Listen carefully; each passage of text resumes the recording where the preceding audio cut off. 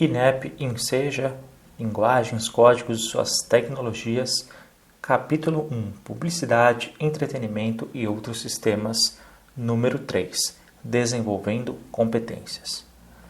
Você cria seu anúncio. Imagine agora que você está querendo vender algum objeto que tem na sua casa. Crie um anúncio para o seu produto. Pode ser uma placa ou um cartaz. Nesse anúncio, combine necessariamente as linguagens verbal e visual. É claro que se pode perguntar: o papel de uma pessoa comum que quer vender um objeto é o mesmo de uma agência publicitária, de uma empresa especializada em estabelecer a relação entre o produto e o consumidor? Não, e por um motivo simples. No caso do Magrão, ele acumula função. Tem um produto, é o dono, está tentando criar um jeito de entrar em contato com o público, quer criar um anúncio, terá provavelmente um contato direto com todos os possíveis compradores que aparecerem e entregue, talvez, a máquina de lavar na casa do comprador. Já a agência publicitária não acumula funções. Sua parte em todo o processo de venda é a criação. Ela cria o meio, o anúncio ou a propaganda para atrair o consumidor para um certo produto, mas não se responsabiliza pela entrega. Não diz que cores o produto tem, não trava contato direto com as pessoas, nem é a dona dos objetos.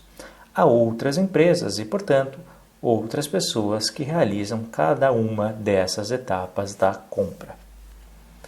Só querer vender não basta. Vamos nos centrar novamente na criação do meio para que uma venda possa se efetivar. Vimos lá atrás de que esse meio deverá levar em conta critérios racionais. O preço do produto, por exemplo, e critérios ligados ao desejo ou ao lado menos prático do consumidor, como comprar um objeto por ter gostado de um anúncio. O objeto será observado como alguns recursos de linguagem verbal, visual, sonora e mesmo gustativas são mobilizados nas construções desses anúncios. Na construção dos anúncios publicitários, os recursos das linguagens são manipulados de maneira tal que muitas vezes, ao entrar em contato com eles, não nos damos conta de que um mundo imaginário e sedutor se formou diante dos nossos olhos. Se voltarmos ao anúncio da empresa aérea Lane, notamos que a imagem do avião, a simulação de seu rastro no espaço por meio de linhas que saem das turbinas, ou seja, linguagem visual, associada à expressão verbal e boa viagem, despertam no espectador a vontade de viajar, associando à satisfação de um desejo. Quer dizer, um anúncio publicitário ligará o produto ao prazer, criando um mundo perfeito e ideal, dissociado de problemas de qualquer natureza. Ele nos afastará de forma ainda mais brutal de uma questão importante.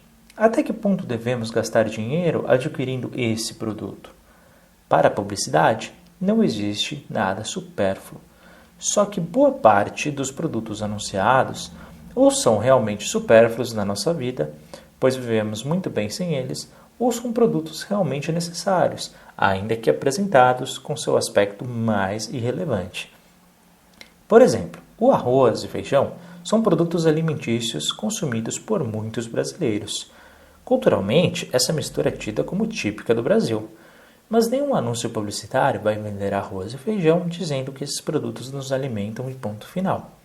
E isso ocorre porque, como os produtos são comercializados por diferentes empresas, a distinção entre um produto e outro acabará se concentrando em alguns aspectos supérfluos deles.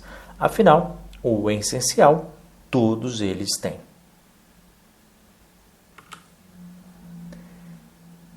Perdido no posto de saúde. Infelizmente, você certamente já ficou doente alguma vez e precisou ir a um hospital ou posto de saúde. Lá chegando, você precisou pedir atendimento. E o que fez? Conseguiu falar com alguém para solucionar suas dúvidas? Precisou ler alguma placa, preencher algum papel?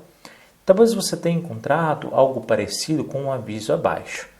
Horário de marcar consultas, de segunda a sexta, das 14 às 16 horas, nos guichês 4, 5 e 6 da recepção. É necessária a apresentação do documento de identidade. Alguém que vai a um hospital querendo saber os dias e horários para a marcação de consultas encontrará nesse aviso as informações de que necessita. Pode-se afirmar, portanto, que a finalidade desse objeto é informar as pessoas. Vamos agora analisá-lo sob o ponto de vista de organização das linguagens. Em geral, os objetos construídos com a finalidade de informar alguém sobre alguma coisa dão bastante destaque à linguagem verbal, aquela que tem como base as palavras. O que temos no aviso acima são frases claras e objetivas, informando sobre uma questão específica. O que é necessário saber para se marcar uma consulta naquele posto de saúde? Aí temos duas características importantes das informações, construídas a partir de um tema único, no caso, a marcação de consultas. As informações dadas a partir do tema são essenciais e devem ser claras para a pessoa que veio buscá-las no nosso exemplo. Saber os dias, os horários, o local e os documentos necessários para marcar a consulta. Buscando informações, olhando em volta. Outros objetos perto de nós também parecem ter como objetivo principal nos informar sobre alguma coisa. Pense, se vê televisão ou ouve rádio, você consegue identificar objetos que foram construídos para nos informar? Talvez você tenha pensado em telejornais ou em boletins de notícias. De fato, eles têm uma função básica, nos informar sobre o que está acontecendo na nossa região, no nosso país e no mundo. O que eles informam, de uma forma direta ou indireta, pode afetar algum aspecto de nossa vida. Se a crise no Oriente Médio, podemos estar vendo o desencadear de uma guerra sangrenta com consequências políticas, econômicas e sociais no mundo. Os países árabes localizados no Oriente Médio são grandes fornecedores de petróleo, matéria-prima de gasolina usada no mundo inteiro, e a crise pode ter inúmeras consequências. Na informação jornalística, mesmo havendo um papel muito importante para a linguagem verbal, a base de uma notícia é o que o repórter fala ou escreve, a linguagem visual acaba tendo um papel também muito importante, tanto nas imagens que aparecem nos jornais de televisão, quanto nas fotos que acompanham reportagens em jornais. Podemos, pois, afirmar que a combinação das linguagens em objetos informativos auxilia na construção da clareza e da objetividade daquilo que nos está sendo apresentado. Em geral, quando prestamos atenção a uma notícia, somos perfeitamente capazes de entender qual é o assunto e quais são as informações essenciais que ela quer nos passar. Essa não é uma atitude passiva de nossa parte. Há milhares de soluções em nossas vidas que nos exigem a busca de informações. Apenas para citar algumas possibilidades, pense nas seguintes circunstâncias. Você deve visitar um parente em uma cidade desconhecida. Seu filho precisa de uma fonte de informação sobre um tema qualquer para realizar uma atividade na escola. Se você trabalha no comércio, você precisa saber o preço médio de um produto de alguns concorrentes da sua empresa. Precisamos, então, reconhecer que inúmeros objetos são construídos dentro desse sistema informativo, ou seja, há muitos objetos concebidos para informar as pessoas sobre alguma coisa. Quais objetos construídos pelas linguagens você classificaria como informativos? Encontrando alguns materiais de consulta: jornais, revistas, enciclopédias, dicionários, listas telefônicas e guias. Todos os materiais acima, exceto as listas telefônicas que não são vendidas, podem ser adquiridos com maior ou menor facilidade em livrarias ou em qualquer tipo de comércio que venda livros ou papéis, como bancas de jornal e papelarias. Para consulta gratuita, os locais mais importantes são as bibliotecas, onde podemos encontrar livros sobre os mais variados assuntos, além de jornais, revistas, enciclopédias, dicionários, guias e até listas telefônicas. As bibliotecas podem ser municipais, estaduais ou federais, isto é, organizadas respectivamente pelas prefeituras, pelos governos de estado e pelo governo federal. Há bibliotecas situadas dentro das escolas, ainda institutos públicos ou particulares que possuem bibliotecas abertas para consulta. Se você tem acesso a um computador e ele estiver conectado à internet, uma rede municipal de informações, você encontrará nele desde fontes gratuitas de informação até a possibilidade de compra de materiais. Buscar as fontes das quais necessitamos na vida pessoal e profissional é um aspecto ativo de nossa relação com os objetos informativos. Destaquemos mais uma função. Que relação mantemos com as verdades que nos são transmitidas pelas notícias de jornal, pelas enciclopédias, guias e etc.?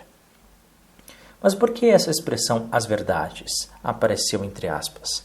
Talvez essa ideia de verdade não seja tão simples.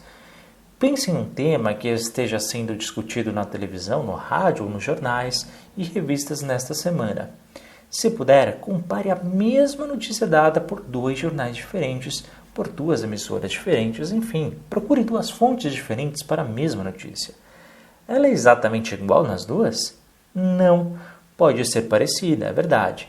Da televisão, quando acompanhamos um fato de uma emissora A ou na emissora B, vemos a mesma coisa.